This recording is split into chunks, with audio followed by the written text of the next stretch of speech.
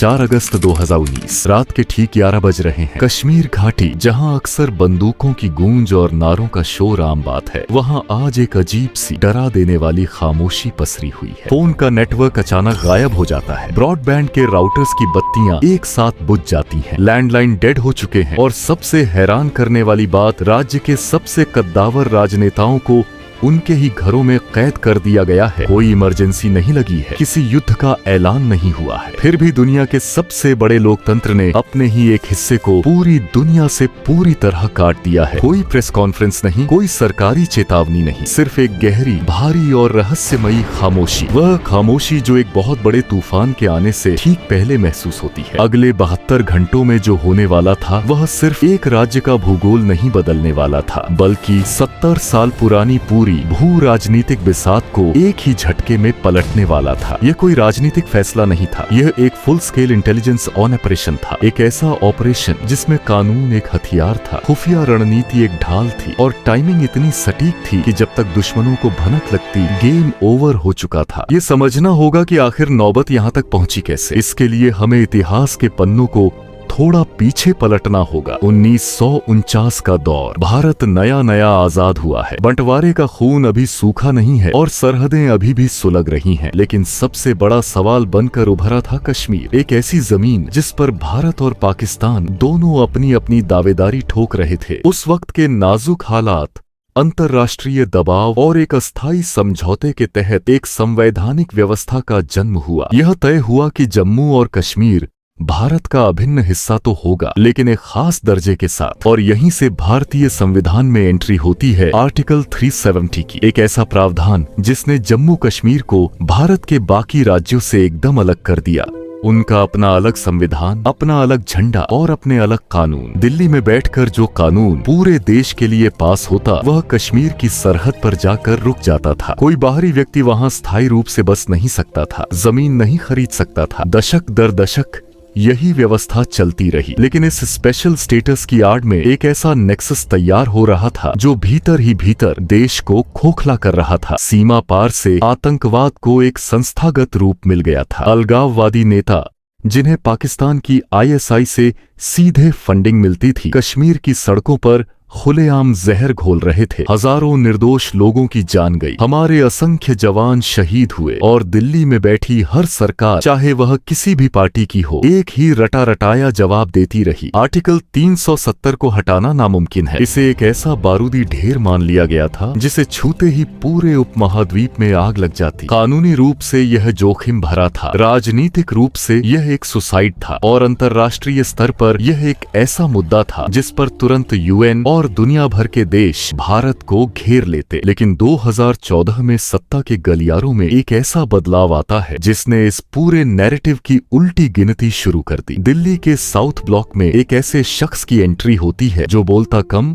और सोचता ज्यादा था। राष्ट्रीय सुरक्षा सलाहकार अजीत डोभाल, एक ऐसा नाम जो कैमरों की चकाचौंध से दूर रहता है, लेकिन जिसके दिमाग में देश की सुरक्षा के सबसे जटिल ब्लूप्रिंट तैयार होते हैं। डोभाल ने अपने करियर में कई अंडरकवर इंटेलिजेंस मिशंस को अंजाम दिया था और अब उनके सामने सबसे बड़ा टारगेट था कश्मीर का वह तिलिस्म जिसे 70 सालों में कोई भेद नहीं पाया था। जब पूरी दुनिया को लग रहा था कि कश्मीर मुद्दा एक डेड एंड पर पहुंच चुका है, तब खुफिया एजेंसियों, गृह मंत्रालय और प्रधानमंत्री कार्यालय के एक बेहद छोटे और चुनिंदा समूह के बीच एक मास्टर प्लान आकार ले रहा था। 2019 के लोकसभा चुनाव आते हैं, एक भारी बहुमत के साथ सरकार की वापसी होती है। अमित शाह देश के नए गृह मंत्री बनते हैं और यहीं से इस ऑपरेशन का एक्ट 2 शुरू होता है। ऊपर से देखने पर दिल्ली की राजनीति बिल्कुल सामान्य लग रही थी, लेकिन अंदर ही अंदर एक अभूतपूर्व स्तर की तैयारी चल रही थी। सबसे बड़ी चुनौती फौज नहीं थी, सबसे बड़ी चुनौती था भारत का अपना संविधान। 370 को हटाना सीधे तौर पर किसी चट्टान से सिर टकराने जैसा था। कानूनी विशेषज्ञों का मानना था कि आर्टिकल 370 को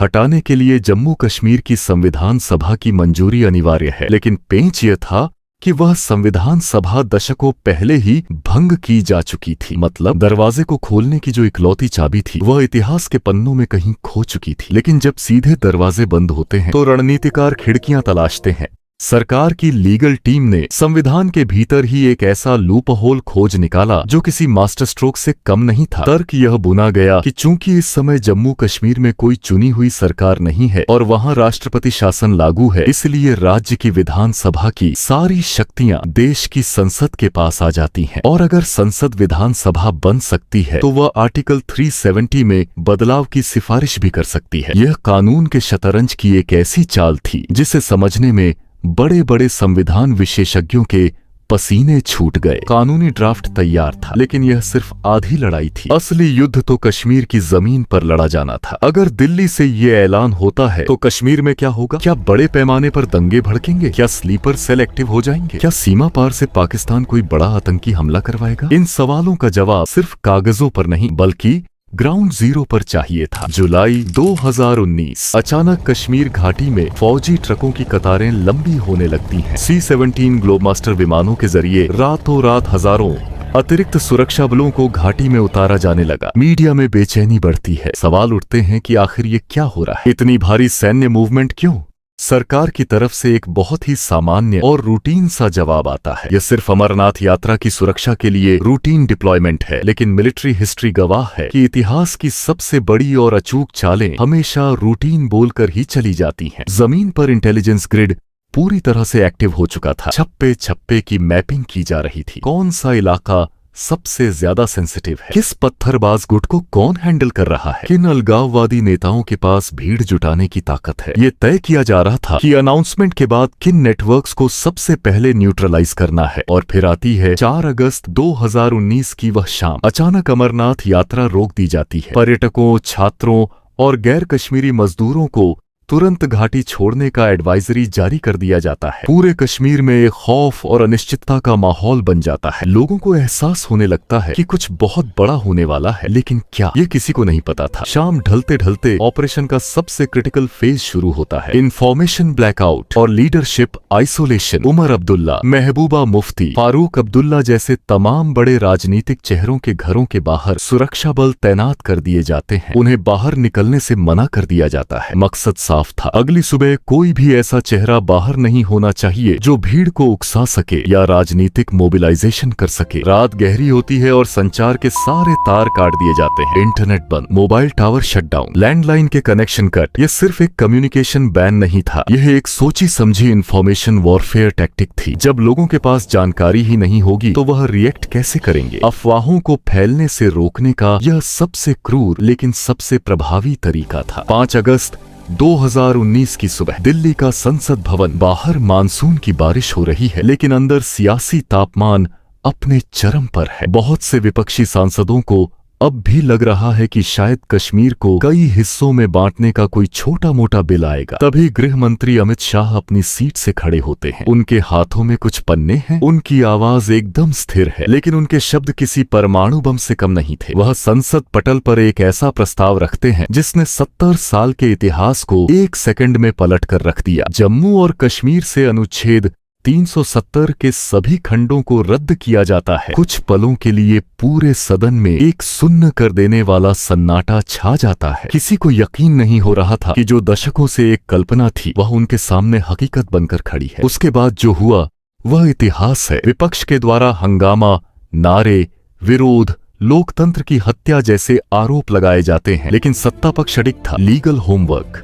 इतना मजबूत था कि किसी के पास कोई ठोस कार्ड नहीं बचा था। राष्ट्रपति के हस्ताक्षर के साथ ही वह कश्मीर, जो 24 घंटे पहले तक एक स्पेशल स्टेट था, अब आधिकारिक तौर पर 2 केंद्र शासित प्रदेशों जम्मू कश्मीर और लद्दाख में बदल चुका था। बाहर दुनिया भर के देशों में इमरजेंसी अलार्म बजने लगे। इस्लामाबाद में तो जैसे भूचाल आ गया। पाकिस्तान के प्रधानमंत्री से लेकर उनकी सेना तक समझ नहीं पा रही थी कि यह कैसे हो गया। उन्होंने आनन फानन में कूटनीतिक चैनल एक्टिव किए, संयुक्त राष्ट्र सुरक्षा परिषद के दरवाजे पीटे, चीन से मदद मांगी, इसे एक अवैध कब्जा घोषित करने की कोशिश की। लेकिन भारत का यह ऑपरेशन कूटनीतिक रूप से भी बुलेट प्रूफ था। अंतर्राष्ट्रीय समुदाय को भारत ने बहुत स्पष्ट संदेश दिया, यह हमारा आंतरिक मामला है और हमारे संविधान का हिस्सा है। किसी भी ग्लोबल पावर ने भारत के खिलाफ कोई कड़ा एक्शन लेने की हिम्मत नहीं की। जमीन पर कश्मीर की स्थिति तनावपूर्ण थी। कई महीनों तक कर्फ्यू जैसी स्थिति रही। इंटरनेट बैन दुनिया के सबसे लंबे बैन में से एक बन गया।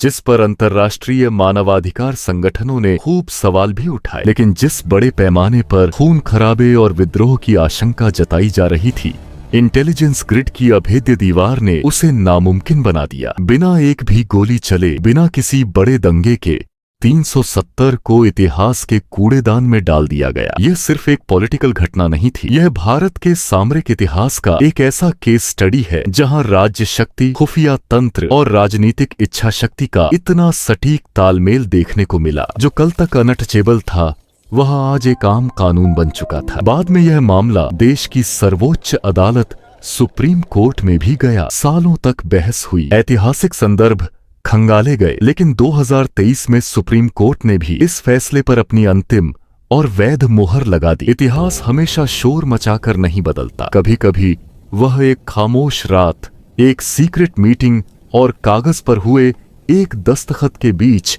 अपनी पूरी दिशा तय कर लेता है। 70 सालों का इंतजार, हजारों जवानों की शहादत, अनगिनत राजनीतिक फाइलें और एक ऐसा कूटनीतिक चक्रव्यूह जिसे पूरी दुनिया ने अभेद्य मान लिया था, वह सब 5 अगस्त 2019 की उस एक सुबह में हमेशा के लिए सिमट गया। ये सिर्फ कश्मीर के नक्शे पर खींची गई कोई नई लकीर नहीं थी, ये नए भारत के उस स्टेट क्राफ्ट और अग्रेसिव डिफेंस पॉलिसी की कहानी है जो अब दुनिया की आंखों में आंखें डालकर अपने फैसले लेना जानता है, जिसने यह साबित कर दिया कि जब देश की इंटेलिजेंस, राष्ट्रीय सुरक्षा सलाहकार और राजनीतिक नेतृत्व एक दिशा में सोचते हैं तो इम्पॉसिबल शब्द डिक्शनरी से मिटाया जा सकता है। लेकिन याद रखिए, जियोपॉलिटिक्स के इस शतरंज में कोई भी चाल आखिरी नहीं होती। आर्टिकल 370 का हटना एक युग का अंत जरूर था, लेकिन यह एक नए अध्याय की शुरुआत भी है। क्या वह कश्मीर जो दशकों तक अलगाववाद की आग में जला, आज अंदर से पूरी तरह बदल चुका है? क्या 4 अगस्त 2019 की वह खौफनाक खामोशी आज एक स्थायी शांति में तब्दील हो पाई है? ये वो सवाल हैं जिनके जवाब आने वाले कई दशकों तक